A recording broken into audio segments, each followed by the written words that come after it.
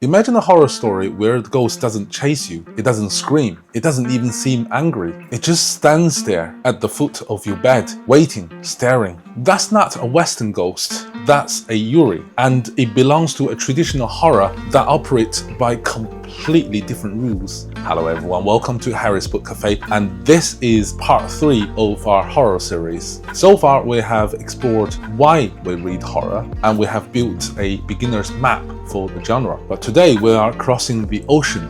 We are going to Japan. Japanese horror, or J-horror, has a reputation for being uniquely unsettling. But why? What makes Ring, Audition, and Uzumaki feel so different from American or British horror? Parts of the answer lies in religion, history, and completely different philosophy of fear. Let's dive in. To understand Japanese horror, you have to understand the spiritual DNA. Japan has two major religious traditions that worked side by side: Shinto and Buddhism. Shinto is animal mystic. It believes that spirits, or kami, inhabit everything: rocks, trees, river, even homes. The world is alive with invisible presence, and they are not necessarily benevolent. This creates a baseline assumption in Japanese culture, and that is you are never truly alone. Something is always watching you. Buddhism adds another layer. In Buddhism tradition, a person who dies unresolved emotional turmoil, anger, jealousy, grief, becomes a yūrei, a vengeful ghost trapped between worlds. The spirits cannot move on until the unfinished business is resolved. This is completely different from Western ghosts. In Western tradition, a ghost is usually the victim of a crime seeking justice.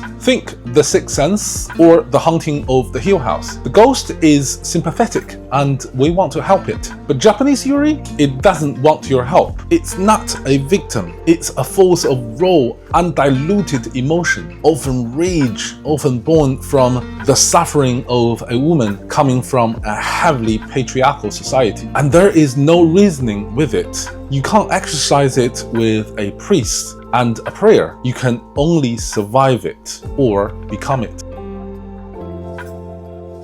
This spiritual foundation leads directly to the first major difference in how J-horror tells its story, and that is the slow burn. Western horror is often about escalation. Think The Exorcist. The possession gets progressively worse until a dramatic, violent climax. There is a clear arc of conflict and resolution. The monster is identified, confronted, and finally defeated. Japanese horror doesn't do that. It's more interested in the atmosphere and the dread than jump scares. The horror creeps in slowly, often from the most ordinary places: a videotape, a leaking ceiling, and an old photograph. A great example is the 1998 film Ring, adapted from Koji Suzuki's novel. The cursed videotape is not flashy, it's grainy, distorted. The girl crawling out of the well takes forever.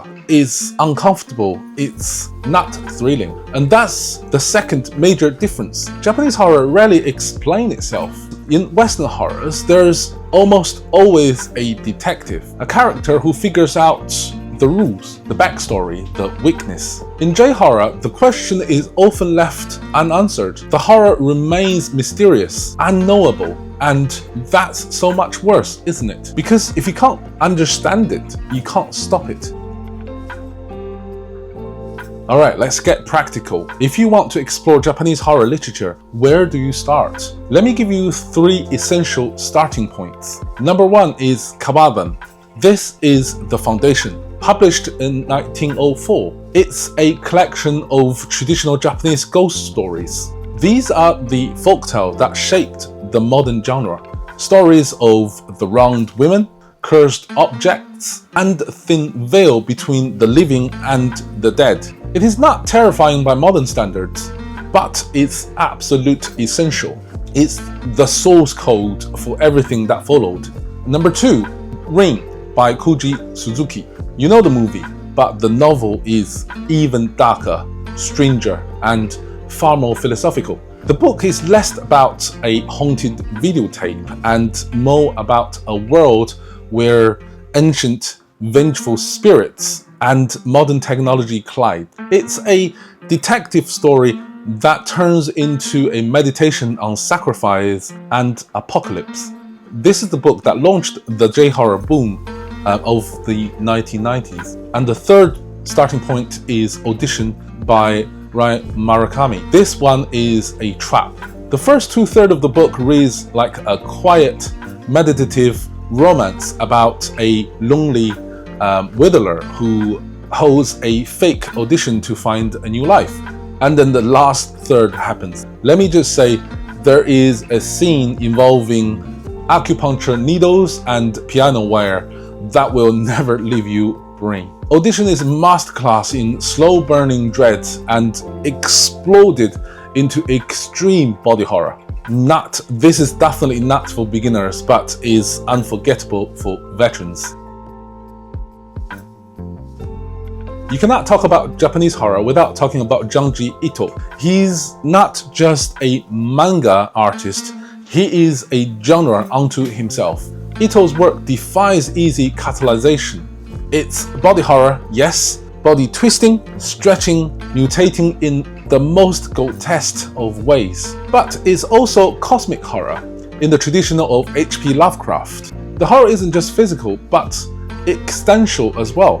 It's the feeling that universe itself is wrong somehow, and you are completely helpless against its geometry. His masterpiece is Uzumaki, which means sparrow in Japanese. The story is simple, right? A small town becomes obsessed with sparrows, snails, whirlpools, the curve of a tongue. But the obsession is infectious and unstoppable. People twisted themselves into sparrows. They become sparrow. The tongue itself began to lose control. By the way, guys, I'm in the process of producing a video review of Uzumaki. So if you want to watch that video, please hit the subscribe button. That video will be uploaded in the next couple of weeks. Anyway, back to the subject in hand. What makes Uzumaki so terrifying isn't the gore, it's the inevitability. There's no villain to defeat, no curse to break.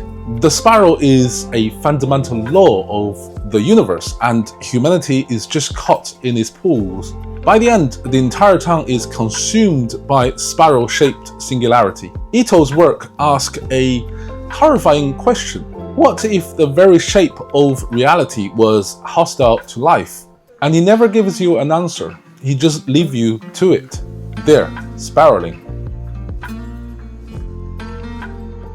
But Japanese horror isn't just ghosts and sparrows. Modern writers are doing incredible, strange things with the genre. Yoko Ogawa writes a quiet, almost gentle horror. Her novel, The Memory Police, is about an island where things disappear. First ribbons, then birds, then entire concepts. And the police hunts down anyone who still remembers what has been lost. It's not gory, is not supernatural in the traditional sense of the word, but that slow erosion of reality is deeply unsettling. And then we have the more recent publications of The Strange House by Uketsu, which is incredibly popular across the Western world. Strange House is amazingly innovative. It tells the story of murder and conspiracy through the medium of floor plans. That has never been done before, as far as I'm concerned. So you can see that Japanese horror has definitely stepped out of what defines it traditionally. Going back to Yoko Ogawa, she also has a short story collection called Revenge.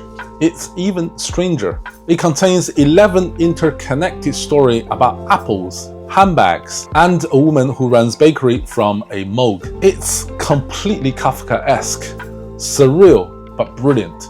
Then we have Murakami, no relation to Harashi. He also wrote In the Miso Soup. It is a terrifying novel about a tour guide who shows an American tourist around Tokyo's red light district. The American tourist might be a serial killer, or he might not be. The uncertainty is the horror.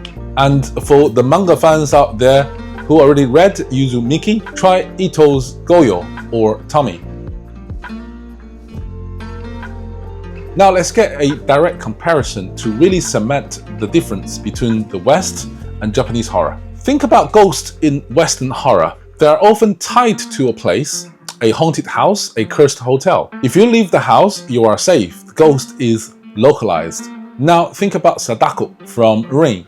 She isn't tied to a place. She's tied to a media, a videotape. And in the information age, a videotape can be copied, it can be shared, it can go anywhere. The ghost isn't contained, she's viral. This is a deeply modern, deeply Japanese anxiety. In a hyper-connected, technological society, horror doesn't stay in the old, dark places. It comes through your TV, through your phone, through the internet itself. You cannot run away because the horror is already inside your home.